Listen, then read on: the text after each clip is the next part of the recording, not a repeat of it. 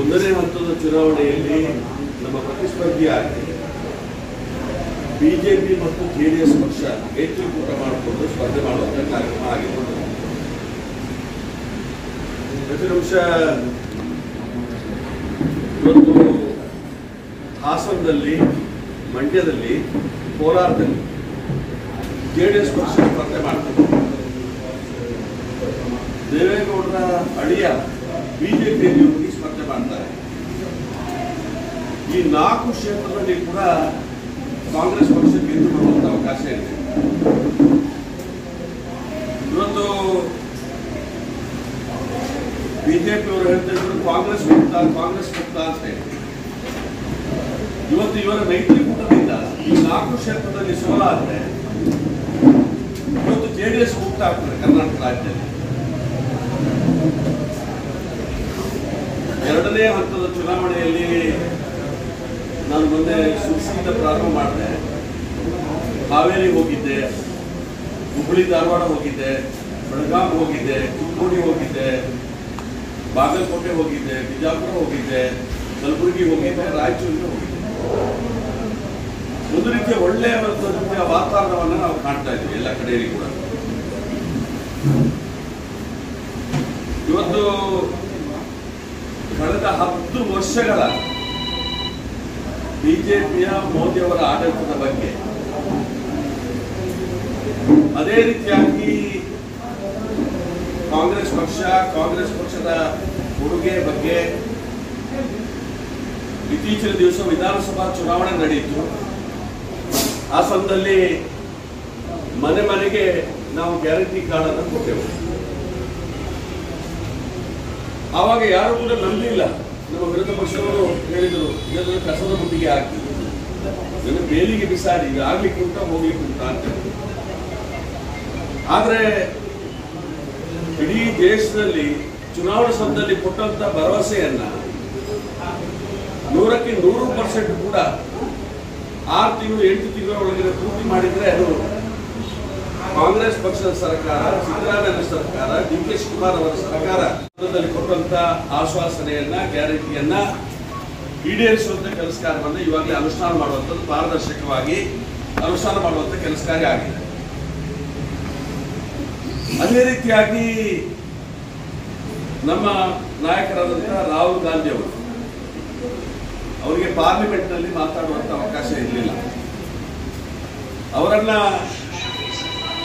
ಈ ದೇಶದ ಪತ್ರಿಕೆ ಮಾಧ್ಯಮದವರು ಅವರ ವ್ಯಕ್ತಿತ್ವನೇ ಬೇರೆ ಅನ್ನುವಂಥದ್ದು ಬಿಂಬಿಸುವಂತ ಕೆಲಸ ಕಾರ್ಯವನ್ನು ಮಾಡಿದರು. ಅವರನ್ನ ಪಾರ್ಲಿಮೆಂಟ್ ಇಂದ ವಜಾ ಮಾಡುವಂತ ಕೆಲಸ ಕಾರ್ಯ ಕೂಡ ಆಯಿತು. ಆದ್ರೆ ಮೊನ್ನೆ 142 ಮಂದಿ ಲೋಕಸಭಾ ಸದಸ್ಯರನ್ನು ಕೂಡ ವಜಾ ಮಾಡಿದರು, ಅಮಾನತು ಮಾಡಿದರು. ಒಬ್ಬ ಪ್ರಸಾದ್ ಸಿಂಹ ಅನ್ನುವಂಥ MP ಪಾಸ್ ಕೊಟ್ಟು ಒಳಗಡೆ ನುಗ್ಗಿ ಹುಸಿ ಬಾಂಬ್ ಹಾಕಿ ಇದಕ್ಕೋಸ್ಕರ ಚರ್ಚೆ ಮಾಡಲಿಕ್ಕೆ ಅವಕಾಶ ಕೊಡಬೇಕು ಅಂತ ಹೇಳಿದಕ್ಕೋಸ್ಕರ 142 ಮಂದಿಯನ್ನ ಅಮಾನತು ಮಾಡುವಂತ ಕೆಲಸ ಕಾರ್ಯ ಕೂಡ ಆಯಿತು. ರಾಹುಲ್ ಗಾಂಧಿ ಅವರು ಭಾರತ್ ಜೋಡೋ ಕಾರ್ಯಕ್ರಮವನ್ನು ಕನ್ಯಾಕುಮಾರಿಯಿಂದ ಕಾಶ್ಮೀರದವರೆಗೆ ಹಮ್ಮಿಕೊಂಡರು. ನಮಗೆ ದೇಶದ ಮನೋಭಾವ ಬೇಡ, ನಾವೆಲ್ಲರೂ ಕೂಡ ಒಂದು ಕುಟುಂಬದ ರೀತಿಯಲ್ಲಿ ಪ್ರೀತಿಯಿಂದ ಇರಬೇಕು, ಸಾಮರಸ್ಯದಿಂದ ಇರಬೇಕು ಅನ್ನುವಂಥ ಉದ್ದೇಶವನ್ನು ಇಟ್ಕೊಂಡು ಪಾದಯಾತ್ರೆಯನ್ನ ಮಾಡಿದರು. ದಕ್ಷಿಣಾಂಶ 3600 ಕಿಲೋಮೀಟರ್ ದೂರ ಯಾರು ಕೂಡ ಇಷ್ಟವರೆಗೆ ಪಾದಯಾತ್ರೆ ಮಾಡಿಲ್ಲ. ಅದೇ ರೀತಿಯಾಗಿ ಇವತ್ತು ಮಣಿಪುರದಿಂದ ಹಿಡಿದು ಮಹಾರಾಷ್ಟ್ರದವರೆಗೆ ಕೂಡ ಭಾರತ್ ಜೋಡೋ ನ್ಯಾಯ ಕಾರ್ಯಕ್ರಮ ಅನ್ನುವಂಥ ರೀತಿಯಲ್ಲಿ ಹಮ್ಮಿಕೊಂಡು ದೇಶದ ಉದ್ದಗಲಕ್ಕೂ ಕೂಡ ಹೋಗಿ ಸಾವಿರ ಜನರನ್ನ ಭೇಟಿ ಮಾಡಿ ಅವರ ಭಾವನೆಗಳನ್ನ ಅರ್ಥೈಸುವಂತ ಕೆಲಸ ಕಾರ್ಯವನ್ನು ಮಾಡಿದ್ದಾರೆ. ರೈತರ ಬಗ್ಗೆ, ಮಹಿಳೆಯರ ಬಗ್ಗೆ, ಕಾರ್ಮಿಕರ ಬಗ್ಗೆ, ಯುವಕರ ಬಗ್ಗೆ ಇವತ್ತು ಅವರ ಭಾವನೆಗಳನ್ನ ಅರ್ಥೈಸಿಕೊಂಡು ಹೊಸ ಗ್ಯಾರಂಟಿಯನ್ನ ಈ ಚುನಾವಣೆಗೆ ACC ಅವರು, ಮಲ್ಲಿಕಾರ್ಜುನ ಖರ್ಗೆ ಅವರು ಮತ್ತು ಇವತ್ತು ರಾಹುಲ್ ಗಾಂಧಿ ಅವರು ಸಹಿ ಹಾಕಿ ಹೊಸ ಗ್ಯಾರಂಟಿಯನ್ನು ಕೊಟ್ಟಿದ್ದಾರೆ. ಅದರಲ್ಲಿ 1,00,000 ಮಹಿಳೆಗೆ ಒಂದು ವರ್ಷಕ್ಕೆ ಕೊಡಬೇಕು ಅಂತೇಳಿ ಆಲ್ರೆಡಿ ಕರ್ನಾಟಕ ರಾಜ್ಯ ಸರ್ಕಾರದ ಗ್ಯಾರಂಟಿ ಮುಖಾಂತರ 24,000 ರೂಪಾಯಿ ವರ್ಷಕ್ಕೆ ಸಿಗ್ತದೆ. ಇದು ಆದ್ರೆ 1,24,000 ರೂಪಾಯಿ ಇವತ್ತು ಈ ಗ್ಯಾರಂಟಿ ಯೋಜನೆ ಮುಖಾಂತರ ಕೊಡುವಂಥದ್ದು. ಅದೇ ರೀತಿಯಾಗಿ ರೂಪಾಯಿ ಆಗ್ತದೆ ಕರ್ನಾಟಕ ರಾಜ್ಯದ್ದು ಕೂಡ ಸೇರಿ, ಇದು ಕೂಡ 8,500 10,500 ರೂಪಾಯಿ ಆಗ್ತದೆ. ಅದನ್ನ ಭಾಗ್ಯಲಕ್ಷ್ಮಿ ಅನ್ನುವಂಥ ಕಾರ್ಯಕ್ರಮ, ಮಹಾಲಕ್ಷ್ಮಿ ಅನ್ನುವಂಥ ಕಾರ್ಯಕ್ರಮ. ಮತ್ತೊಂದು ಯುವ ಬೆಳಕು, ಇದು ಪ್ರತಿ ವರ್ಷ 1,00,000 ವೇತನದವರೆಗೆ ಗ್ಯಾರಂಟಿ ಕೊಡುವಂತ ಕಾರ್ಯಕ್ರಮ. ಯುವಕರಿಗೆ ಸ್ಟೈಪೆಂಡ್ ಕೊಡುವುದರ ಮುಖಾಂತರ ಅವರಿಗೆ ಉದ್ಯೋಗವನ್ನು ಸೃಷ್ಟಿ ಮಾಡುವಂತ ಕಾರ್ಯಕ್ರಮ. ರೈತರು, ಈ ದೇಶಕ್ಕೆ ಅನ್ನ ಕೊಡುವಂತ ರೈತರು, ಈ ದೇಶಕ್ಕೆ ಅನ್ನ ಕೊಡುವಂತ ರೈತರು ಸಾಕಷ್ಟು ಸಂಕಷ್ಟದಲ್ಲಿದ್ದಾರೆ. ನೋಡೋಣ, 10 ವರ್ಷದಲ್ಲಿ 1,30,000 ಜನ ಆತ್ಮಹತ್ಯೆ ಮಾಡಿಕೊಂಡಿದ್ದಾರೆ. ಇವತ್ತು ಅವರಿಗೆ ವಿರೋಧವಾದಂತಹ ಕಾನೂನನ್ನು ತಂದಂತ ಕೇಂದ್ರ ಸರ್ಕಾರ ತಂದ ಸಮಯದಲ್ಲಿ ಕಾರ್ಪೊರೇಟ್ ಸಂಸ್ಥೆಗಳ ದಾಸ್ಯರಾಗಿ ಮಾಡಬೇಕು ಅಂತೇಳಿ ರೈತರನ್ನ ಆ ಕಾನೂನು ತಂದ ಸಮಯದಲ್ಲಿ ಚಳಿ, ಮಳೆ, ಬಿಸಿಲು, ಆಡಳಿತಾರೂಢ ಪಕ್ಷದ ವಾಟರ್ ಫಿರಂಗಿ, ಅಶ್ರುವಾಯು, ಲಾಠಿ ಪೆಟ್ಟು ಇವೆಲ್ಲವನ್ನು ತಿದ್ದುಕೊಂಡು 1 ವರ್ಷಗಳ ಕಾಲ ಹೋರಾಟವನ್ನು ಮಾಡಿದ್ರು ರೈತರು. ಕಡೆಗೆ ಈ ದೇಶದ ಪ್ರಧಾನಮಂತ್ರಿ ಆ ಕಾನೂನನ್ನು ವಾಪಸ್ ತಗೊಳ್ಬೇಕಾಯಿತು, ಮಂಡಿ ಊರಿ ವಾಪಸ್ ತಗೊಳ್ಳುವಂತ ಕೆಲಸ ಕಾರ್ಯ ಆಯಿತು. ಆದ್ರೆ ಆವಾಗ ಒಂದು ಭರವಸೆ ಕೊಟ್ಟಿದ್ರು, ಬೆಂಬಲ ಬೆಲೆ ಕೊಡ್ತೇವೆ ಅಂತೇಳಿ. ಅದು ಇನ್ನೂ ಕೂಡ ಘೋಷಣೆ ಆಗಿದೆ ಈ ಸರ್ಕಾರದಲ್ಲಿ. GST ಹಾಕಿದ್ದಾರೆ ರೈತರ ಮೇಲೆ, ಗೊಬ್ಬರಕ್ಕೆ GST ಹಾಕಿದ್ದಾರೆ, ಕೃಷಿ ಉಪಕರಣಕ್ಕೆ GST ಹಾಕಿದ್ದಾರೆ, ಸಿಂಪರಣೆಗೆ GST ಹಾಕಿದ್ದಾರೆ. ಇವತ್ತು ನಾವು ಗ್ಯಾರಂಟಿಯಲ್ಲಿ ಕೃಷಿಕರ ಸಾಲ ಮನ್ನಾ ಮಾಡ್ತೇವೆ ಅಂತ ಕೊಟ್ಟಿದ್ದೇವೆ. ಸಾಧಾರಣ 3 ಲಕ್ಷ ಕೋಟಿ ರೂಪಾಯಿ ಆಗ್ತದೆ. ಹಿಂದೆ ಮನಮೋಹನ್ ಸಿಂಗ್ ಅವರ ಸರ್ಕಾರ ಇರುವಾಗ 72,000 ಕೋಟಿ ರೂಪಾಯಿ ಮನ್ನಾ ಮಾಡಿತ್ತು. ಇವಾಗ ಸಾಧಾರಣ 3 ಲಕ್ಷ ಕೋಟಿ ಆಗ್ತದೆ. ಅದು ದೊಡ್ಡ ಹೊರೆ ಏನಲ್ಲ. ಈ ಸರ್ಕಾರ, ಕೇಂದ್ರ ಸರ್ಕಾರ ದೊಡ್ಡ ಬಂಡವಾಳಶಾಹಿಗಳ, ಕೈಗಾರಿಕೋದ್ಯಮಿಗಳ ಸಾಲವನ್ನ 16 ಲಕ್ಷ ಕೋಟಿ ರೂಪಾಯಿಯನ್ನ ಮನ್ನಾ ಮಾಡಿದೆ. ಆದ್ರೆ ರೈತರಿಗೆ, ಈ ದೇಶಕ್ಕೆ ಅನ್ನ ಕೊಡುವಂತ ರೈತರ ಸಾಲ ಮನ್ನಾ ಆಗಬೇಕು, ಅವರು ಆತ್ಮಹತ್ಯೆ ಮಾಡಿಕೊಳ್ಬೇಕು. ಅದಕ್ಕೋಸ್ಕರ ನಾವು ಸಾಲ ಮನ್ನಾ ಮಾಡ್ತೇವೆ, ಬೆಂಬಲ ಬೆಲೆ ಕೊಡ್ತೇವೆ, ರೈತರ ಮೇಲೆ ಇದ್ದಂತ GSTಯನ್ನು ವಾಪಸ್ ಕೊಡ್ತೇವೆ ಅನ್ನುವಂತ ಆಶ್ವಾಸನೆಯನ್ನು ಕೊಟ್ಟಿದ್ದೇವೆ. ಮನ್ರೇಗಾದಲ್ಲಿ ಇವತ್ತು 300 ಚಿಲ್ಲರೆ ಬರ್ತಾ ಇತ್ತು, ರಾಜ್ಯ ಸರ್ಕಾರ ಕೂಡ ಸೇರಿ. ಈಗ ಕೇಂದ್ರ ಸರ್ಕಾರ, ನಮ್ಮ ಇಂಡಿಯಾ ಇವತ್ತು 400 ರೂಪಾಯಿ ಕೊಡ್ತೇವೆ. ಅದರ ಜೊತೆಯಲ್ಲಿ 130 ರೂಪಾಯಿ ರಾಜ್ಯ ಸರ್ಕಾರ, 530 ಆಗ್ತದೆ. ಆಶಾ ಕಾರ್ಯಕರ್ತರು ಮತ್ತು ಅಂಗನವಾಡಿ ಕಾರ್ಯಕರ್ತರ ಗೌರವಧನವನ್ನು ಡಬಲ್ ಮಾಡ್ತೇವೆ ಅನ್ನುವಂಥ ರೀತಿ ಆಶ್ವಾಸನೆಯನ್ನು ಕೊಟ್ಟಿದ್ದೇವೆ. ಮತ್ತು ಜನಗಣತಿ ಮಾಡಿ ಪಾಲುದಾರಿಕೆಯ ನ್ಯಾಯ, ಸಾಮಾಜಿಕ ಮತ್ತು ಆರ್ಥಿಕ ಸಮಾನತೆಗೆ ಸಂಬಂಧಪಟ್ಟು ಜನಗಣತಿ ಮಾಡುವಂತ ಕಾರ್ಯಕ್ರಮ. ಜನಗಣತಿ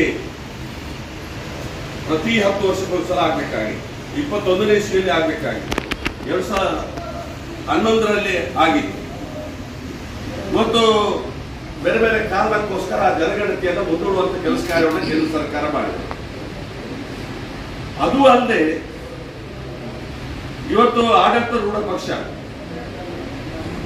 ಸಂವಿಧಾನವನ್ನು ಬದಲಾವಣೆ ಮಾಡ್ತೇವೆ ಅನ್ನುವಂಥ ರೀತಿಯಲ್ಲಿ ಪ್ರಜಾಸತ್ತೆಯನ್ನೇ ಬುಡಮೇಲು ಮಾಡುವಂತ ಪ್ರಕ್ರಿಯೆಯಲ್ಲಿ ತೊಡಗಿದೆ.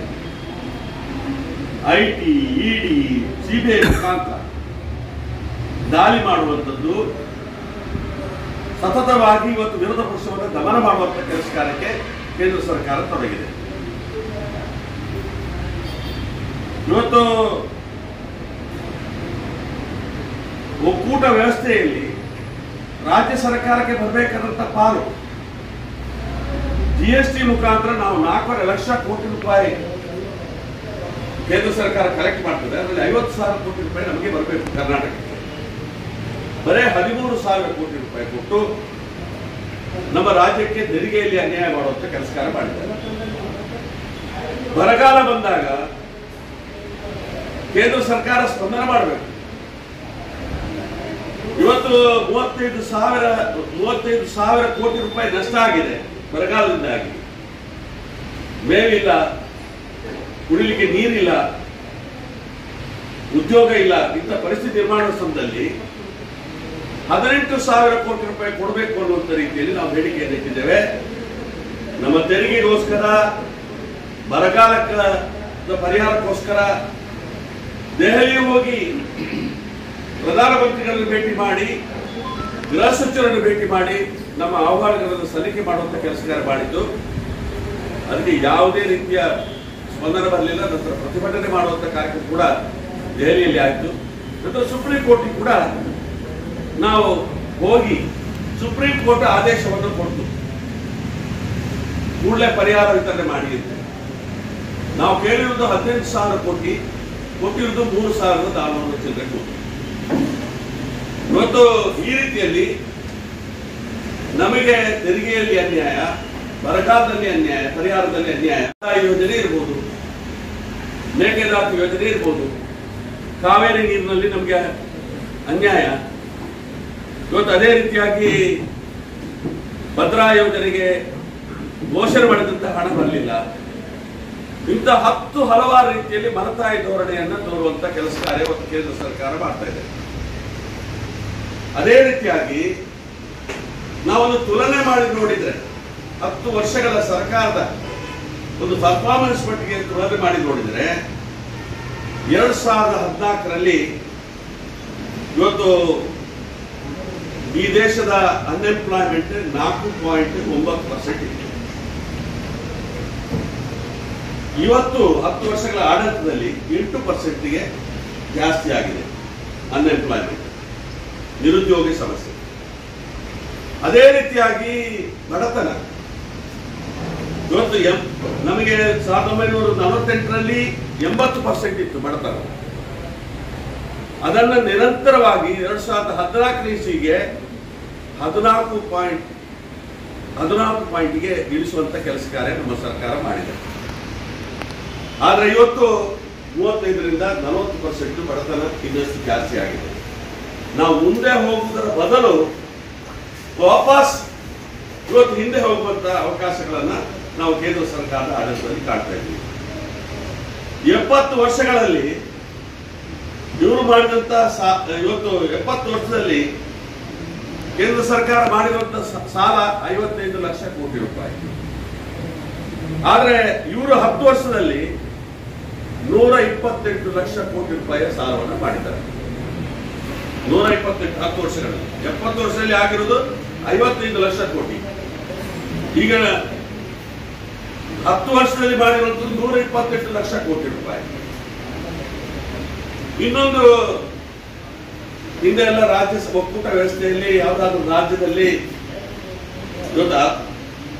ಇವತ್ತು ಒಂದು ರೀತಿಯ ಅರಾಜಕತೆ ಉಂಟಾಗಿದ್ರೆ ಅದು ಪಾರ್ಲಿಮೆಂಟ್ಗೆ ತಂದು ಅಲ್ಲಿ ಆ ಸರ್ಕಾರವನ್ನು ವಜಾ ಮಾಡುವಂತ ಪದ್ಧತಿ ಇತ್ತು.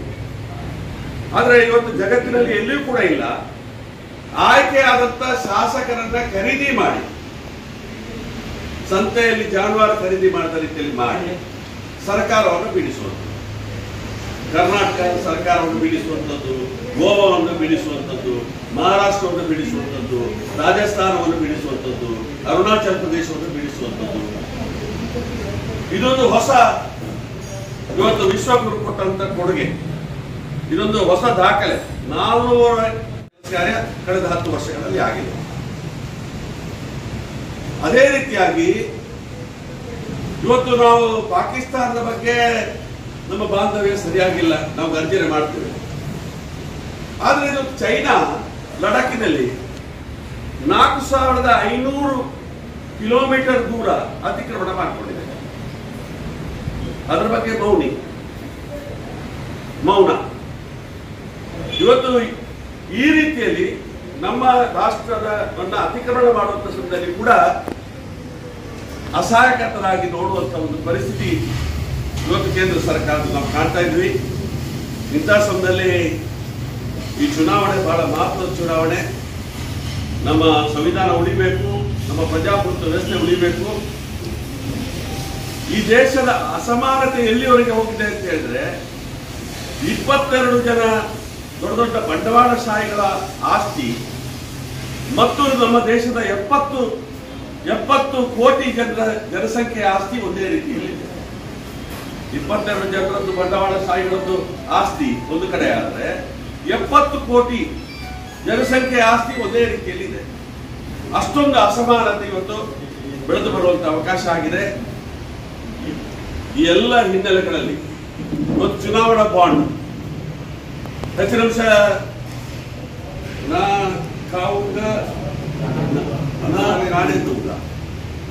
ಇವತ್ತು ಬಾಂಡಿನ ಮುಖಾಂತರ ಗುಜರಾತ್ನಲ್ಲಿ ಕೊರೋನಾ ಸಂದರ್ಭದಲ್ಲಿ ವ್ಯಾಕ್ಸಿನ್ ಕೊಡುವಂತ ಒಂದು ಕಂಪನಿ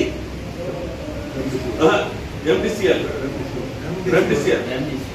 ಸರ್ 2,000 ಕೋಟಿಗಿಂತ ಮಿಕ್ಕಿ ಇವರಿಗೆ ಚುನಾವಣಾ ಬಾಂಡ್ ಕೊಟ್ಟಿದೆ. ಪಾಕಿಸ್ತಾನದ ಕಾಂಟ್ರಾಕ್ಟ್ ದಾರರಿಂದ ಕೂಡ ಬಾಂಡ್ ಕಲೆಕ್ಟ್ ಮಾಡಿದ್ದಾರೆ. ನಮ್ಮ ಮೋದಿಯವರು ಬಂದ ನಂತರ ಇಡೀ ಜಗತ್ತಿನಲ್ಲಿ ಬೀಫ್ ಎಕ್ಸ್ಪೋರ್ಟ್ ಆಗುವಂತದ್ದು ನಮ್ಮ ರಾಷ್ಟ್ರ ಫಸ್ಟ್, ಸೆಕೆಂಡ್ ಇತ್ತು, ಈಗ ಫಸ್ಟ್. ಹೌದು, ಅವರ ಮುಖಾಂತರ ಕೂಡ ಇವತ್ತು ಆ ಇಂಡಸ್ಟ್ರಿಯವರ ಮುಖಾಂತರ ಬೀಫ್ ಎಕ್ಸ್ಪೋರ್ಟ್ ಮಾಡುವವರ ಇಂಡಸ್ಟ್ರಿ ಮುಖಾಂತರ ಕೂಡ ಚುನಾವಣಾ ಬಾಂಡ್ ಕೊಟ್ಟಿದ್ದಾರೆ.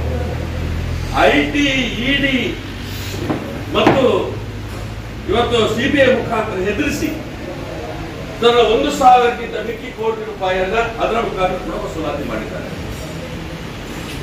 ಅರ್ಥ ಹೆಚ್ಚು ಯಾರಾದ್ರೂ ಅಂಡರ್ ವರ್ಲ್ಡ್ನವರು ಇದ್ರೆ ಅಂಗಡಿಯವರಿಗೆ, ವ್ಯಾಪಾರಸ್ಥರಿಗೆ ಫೋನ್ ಮಾಡಿ ಇಷ್ಟು ದುಡ್ಡು ಕೊಡಬೇಕು, ಕೊಡದಿದ್ರೆ ಇವತ್ತು ನಿನ್ನ ವ್ಯಾಪಾರ ನಿಲ್ಲಿಸಿದ ಕಡೆ ಥ್ರೆಟ್ ಮಾಡ್ತಾರೆ. ಅದೇ ರೀತಿಯಲ್ಲಿ ಕೇಂದ್ರ ಸರ್ಕಾರ ಐಟಿ, ಇಡಿ ಇವತ್ತು ಸಿಬಿಐ ಇಟ್ಕೊಂಡು ಇವತ್ತು ಈ ರೀತಿಯಲ್ಲಿ ಹಣ ವಸೂಲಿ ಮಾಡ್ತಾರೆ. ಇವೆಲ್ಲವನ್ನು ಕೂಡ ನೋಡಿದಾಗ ಇವತ್ತು ಒಂದು ರೀತಿಯ ಸರ್ವಾಧಿಕಾರಿ ಧೋರಣೆ ನಮ್ಮ ರಾಷ್ಟ್ರದಲ್ಲಿ ನಡೀತದೆ. ಪ್ರಜಾಪ್ರಭುತ್ವ ವ್ಯವಸ್ಥೆ ಇವತ್ತು ನಿರ್ಮೂಲನ ಆಗಿದೆ.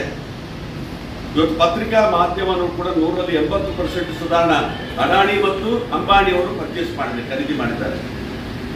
ಇವತ್ತು ಯಾರು ಜನರ ಭಾವನೆಗಳೇನು ಉಂಟು ಅದೆಲ್ಲೂ ಕೂಡ ಪ್ರಚಾರಕ್ಕೆ ಬರ್ತಾ ಇಲ್ಲ. ಬರೀ ಮೋದಿ ಮೋದಿ ಮೋದಿ ಅಂತ.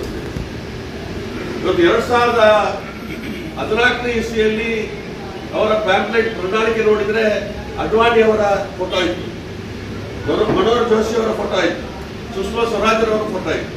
2018ರಲ್ಲಿ ಅದು ಯಾವುದು ಕೂಡ ಇಲ್ಲ. ಈಗ ಚುನಾವಣೆಯಲ್ಲಿ ಬಿಜೆಪಿಯ ಕಾರ್ಯಕರ್ತರು ಬಿಜೆಪಿಗೋಸ್ಕರ ಮತ ಕೇಳ್ತಾ ಇಲ್ಲ, ಮೋದಿಗೊಂದು ವೋಟ್ ಕೊಡಿ,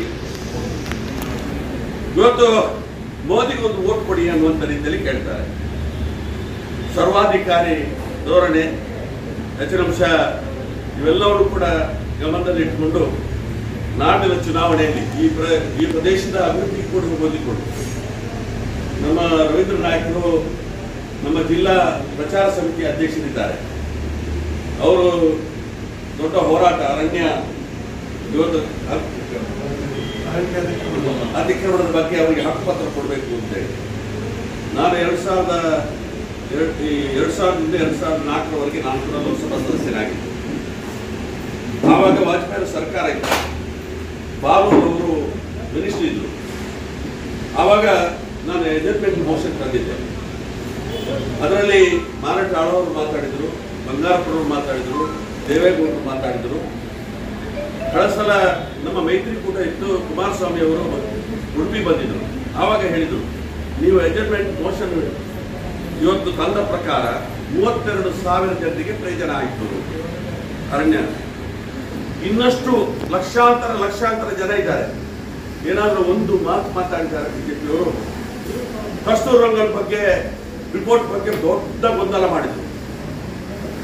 ಕಸ್ತೂರ್ ರಂಗನ್ ಎಲ್ಲ ವಲಸೆ ಹೋಗ್ಬೇಕಾಗ್ತದೆ, ಎಲ್ಲ ಕಂಪ್ಲೀಟ್ ಇವತ್ತು ಒಂದು ಶಾಲೆ ಮಾಡುವಾಗಿಲ್ಲ, ದೇವಸ್ಥಾನ ಕಟ್ಟುವಾಗಿಲ್ಲ, ಗಂಟೆ ಹೊಡೆಯುವಾಗಿಲ್ಲ ಎಲ್ಲ ಪ್ರಚಾರ ಮಾಡಿದ್ರು.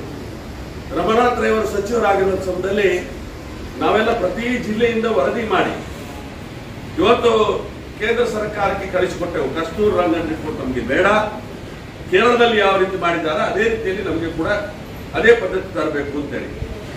ಆದರೆ ಇವತ್ತು ಆದೇಶ ಆಗಿದೆ, ಕಸ್ತೂರ್ ರಂಗನ್ ರಿಪೋರ್ಟ್ ಅನುಷ್ಠಾನ ಆಗಬೇಕು ಅಂತೇಳಿ. ಈ ರೀತಿಯಲ್ಲಿ ಇವತ್ತು ಆಡಳಿತದಲ್ಲಿ ಇರುವಾಗ ಒಂದು ರೀತಿ, ವಿರೋಧ ಪಕ್ಷದಲ್ಲಿರುವಾಗ ಒಂದು ರೀತಿ, ಈ ರೀತಿಯಲ್ಲಿ ಸರ್ಕಾರ ನಮ್ಮ ಈ ಭಾಗದಲ್ಲಿ ಸಾಕಷ್ಟು ಅರಣ್ಯದ ಬಗ್ಗೆ ನಾನು ಹೇಳಿದೆ.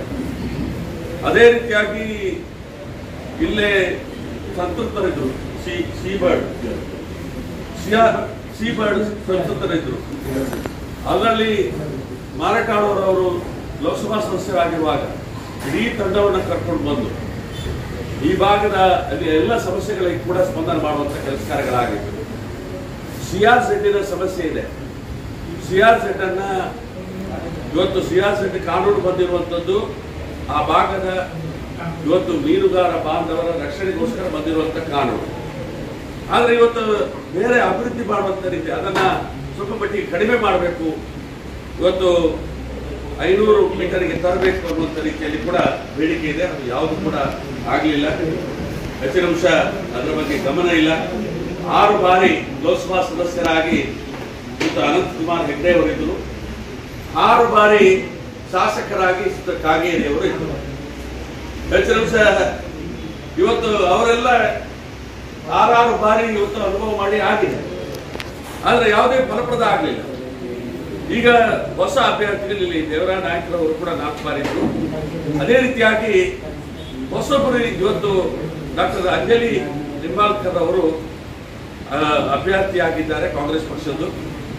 ಅವರಿಗೆ ಒಂದು ಅವಕಾಶವನ್ನು ಕೊಟ್ಟು ಇವತ್ತು ಈ ಕ್ಷೇತ್ರದಲ್ಲಿ ಇಲ್ಲಿಯ ಜನರ ಸಮಸ್ಯೆಗಳ ಮಟ್ಟಿಗೆ ಕೇಂದ್ರ ಸರ್ಕಾರದಲ್ಲಿ ಪರಿಹಾರ ಸಿಗುವಂಥದ್ದು, ಆ ಸ್ವರವನ್ನು ಎತ್ತುವಂಥ ಕೆಲಸ ಕಾರ್ಯಕ್ಕೆ ಇವತ್ತು ಇಲ್ಲಿಯ ಮತದಾರ ಬಾಂಧವರು ಆಶೀರ್ವಾದವನ್ನು ಮಾಡಬೇಕು ಅಂತ ತಮ್ಮ ಮುಖಾಂತರ ಕೇಳಿಕೊಂಡು ಇವತ್ತು ನಾವೇನಾದರೂ ಹೇಳಲಿಕ್ಕಿದ್ರೆ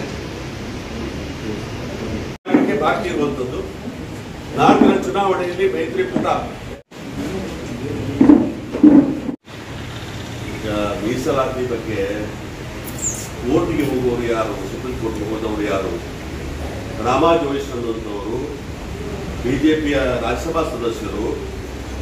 ಅವರು ಸುಪ್ರೀಂ ಕೋರ್ಟ್ಗೆ ಹೋಗಿ ಮೀಸಲಾತಿಯನ್ನು ರದ್ದು ಮಾಡಬೇಕು ಅಂತ ಕೇಳಿದಂಥವ್ರು. ಅವರು ಬಿಜೆಪಿ ಪಕ್ಷದ ಉಪಾಧ್ಯಕ್ಷರಾಗಿದ್ದವರು, ಮಂಡಲ್ ಕಮಿಷನ್ಗೆ ವಿರೋಧವಾಗಿ ಹೋದಂಥವರು. ಇವತ್ತು ಮೀಸಲಾತಿ ಕಾಂಗ್ರೆಸ್ ಪಕ್ಷ ಇದ್ದರೆ ಮೀಸಲಾತಿ ಎಲ್ಲಿ ಕೂಡ ಅಡೆತಡೆ ಆಗುವುದಿಲ್ಲ. ನಾವು ಜನಗಣತಿ ಮಾಡ್ತೇವೆ ಅಂತ ಹೇಳ್ತೇವೆ. ಯಾಕೆ ಮಾಡ್ತೇವೆ? ಆ ಜನಗಣತಿಗೆ ಅನುಗುಣವಾಗಿ ಇವತ್ತು ಮೀಸಲಾತಿಯನ್ನು ತರ್ತೇವೆ ಅನ್ನುವಂಥ ರೀತಿಗೋಸ್ಕರ. ನಾವು ವೋಟ್ ಜಿಹಾದ್ ಅಂತಂದ್ರೆ ಬೇರೆ ಏನಿದೆ? ಸಬ್ಕಾ ಸಾಥ್, ಸಬ್ಕಾ ವಿಕಾಸ್, ಮತ್ತೊಂದು ಏನು ಹೇಳ್ತಾರಲ್ಲ, ಅದಾಯ್ತಲ್ಲ, ಸಬ್ಕಾ ಸಾಥ್, ಸಬ್ಕಾ ವಿಕಾಸ್, ಸಬ್ಕಾ ವಿಶ್ವಾಸ್, ಅದೆಲ್ಲಿ ಹೋಯ್ತು? ಈಗ ನಾವು ವೋಟ್ ಜಿಹಾದ್ ಅದೆಲ್ಲಿ ಹೋಯ್ತು? ಹೌದು, ಸಬ್ಕಾ ವಿಶ್ವಾಸ ಎಲ್ಲಿ ಹೋಯ್ತು? ಈಗ ಅವರ ಹತ್ರ ಬೇರೆ ಯಾವುದೂ ಇಲ್ಲ. ಅವರಿಗೆ ಜನರ ಸಮಸ್ಯೆಗಳಲ್ಲಿ ಇದ್ರೆ ಅದರ ಬಗ್ಗೆ ಇವತ್ತು ಬೇರೆ ಬೇರೆ ಕಡೆಗೆ ಗಮನ ಕೊಡಲಿಕ್ಕೆ ಬೆಲೆ ಏರಿಕೆ ವಿಪರೀತವಾಗಿದೆ. ಕೊಟ್ಟಂತ ಯಾವುದೇ ಆಶ್ವಾಸನೆ ಈಡೇರಲಿಲ್ಲ. ನಂತರ ನಿರುದ್ಯೋಗ ಸಮಸ್ಯೆ ತಾಂಡವ ಆಗ್ತಾ ಇದೆ. ಜನರ ಬದುಕೇ ದುಸ್ತರ ಆಗಿದೆ. ಇಂಥ ಸಮಯದಲ್ಲಿ ಇದನ್ನೆಲ್ಲ ತರೋದು ಇವತ್ತು ವೋಟ್ ಜಿಹಾದ್, ನಂತರ ಮೀಸಲಾತಿ, ಇವತ್ತು ಹಿಂದೂ ಮುಸ್ಲಿಮು ಈ ರೀತಿ ಮಾಡುವಂಥದ್ದು, ಬೇರೆ ಕಡೆಗೆ ಗಮನ ಕೊಡ್ಲಿಕ್ಕೋಸ್ಕರ ಈ ರೀತಿ ಮಾಡುವಂಥದ್ದು ಮಾಡ್ತಾರೆ.